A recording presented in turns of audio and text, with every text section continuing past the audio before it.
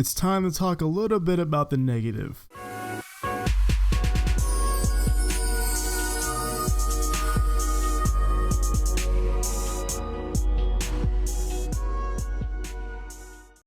Let me get this out the way real quick. I'm actually really looking forward to Sonic Forces, but I can neither say the game is going to be a good or bad game because the full game is not out and I have not played the game, so I can neither say the game is going to be good or going to be bad. I can say what looks good and what looks bad. Now, I'm going to reference this for a second here. I made the video addressing complaints about Sonic Forces. I addressed a lot of complaints I necessarily didn't agree with, but I personally still have my own gripes with Sonic Forces. Not as many as the things I actually really am looking forward to in the game and actually am excited that's a part of the game, you know, that other people see as like something that's negative. I see some things as positive. Now, I do see some things in the game that is negative from the gameplay we've seen. Now, like I've said before, I can't either say this game is good or bad, but I can speculate if this will be something that I may or may not like, because everything's all based off of personal preference. So first up, I'm not going to get into anything too big. I'm going to start with the small stuff. And one of these things are the custom character not having any character. From what we've seen so far, the custom character doesn't even respond to Sonic when he's talking, and when you see the other characters from the Sonic series talking to you on the comms device in the game, and the custom character is just sitting there not responding whatsoever.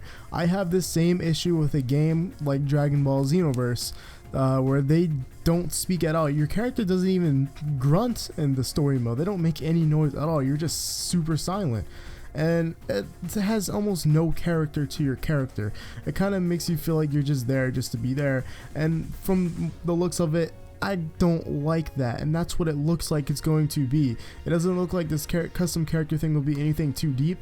They said that this custom character would tie in with the story pretty heavily, but it's kind of hard to believe that when you kind of don't really see much interaction between your custom character and the actual characters in the game when it comes to at least dialogue, which is kind of meh. Now, this one is kind of a bigger one compared to the custom character one. Actually, the custom character one's pretty big as well. Enough rambling though.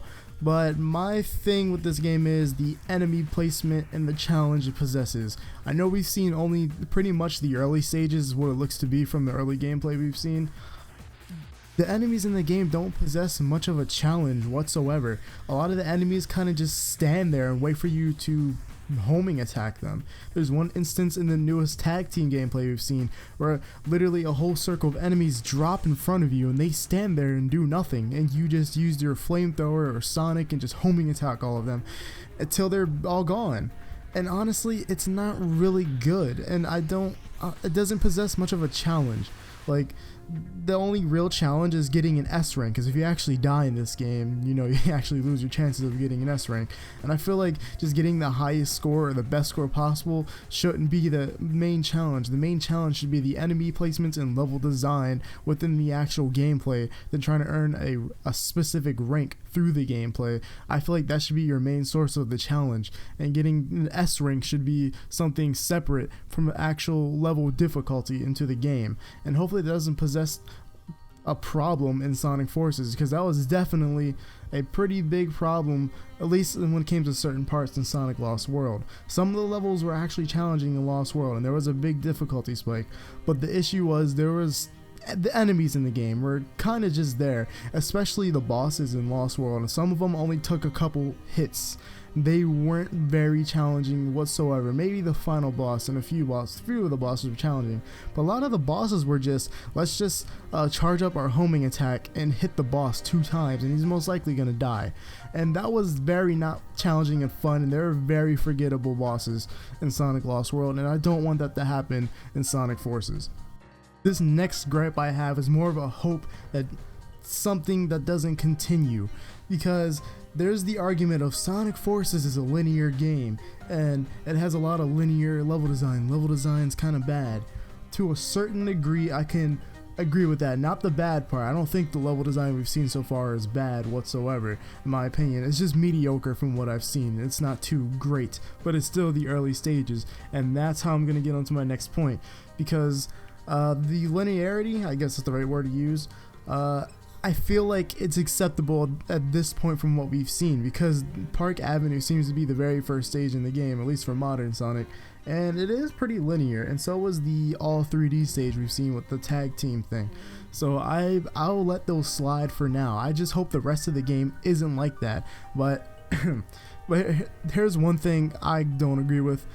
We get an all 3D stage that everyone's been asking for, and then so then apparently it's too linear. But then, you know, when you get a 2D stage mixed with 3D, the people complaining there's too much 2D. That's one thing I kind of find annoying, but that's more of defending the game than stating my negative, so I'm gonna refrain from doing that.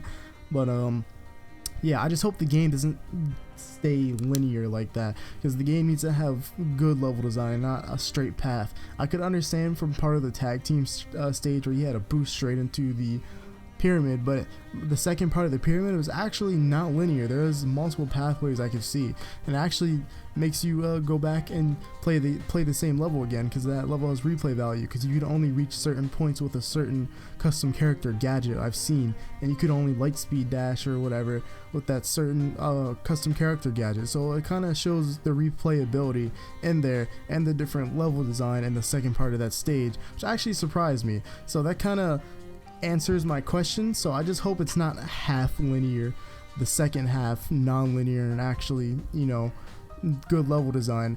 It should be good level design throughout the whole stage.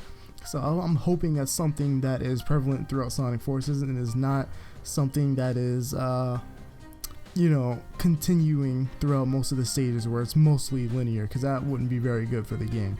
This kind of used to be a huge problem of mine, but one of the problems I had was the inclusion of Classic Sonic. It hasn't bothered me too much, but it still was kind of unnecessary to have Classic Sonic, because I do understand the point of view of modern Sonic has 2D sections, and you combine 2D sections with Classic Sonic, and that's a lot of 2D, and more 2D than there is 3D. And modern Sonic isn't just about 2D, but I still do think modern Sonic needs 2D. Made a video on that too, by the way, check that out if you want. But so yeah, but ever since Sonic Mania came out, and if you've seen the ending of Mania, it makes Forces Classic Sonic more acceptable to be a part of the game, and story-wise, it makes sense, and it actually turned my to okay, that's kind of cool actually. So it's still, I'm still iffy on it. I still feel like it intentionally was unnecessary, but the inclusion of Sonic Mania's story overarching into Forces made it little more okay. So I'm gonna let that slide, but normally that was one of my issues with the game, and I feel like that was a big negative that could hurt the game.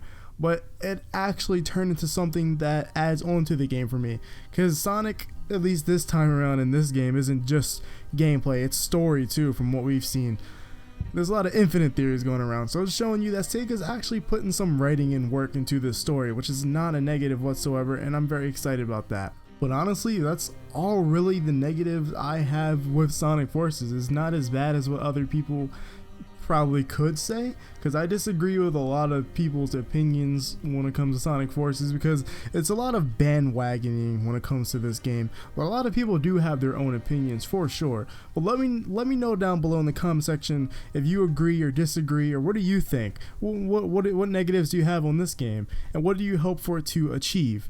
Let me know in the comments below. I'll see you guys in the next video. Subscribe for more Sonic, Nintendo, Kingdom Hearts content, and I'll see you guys in the next one.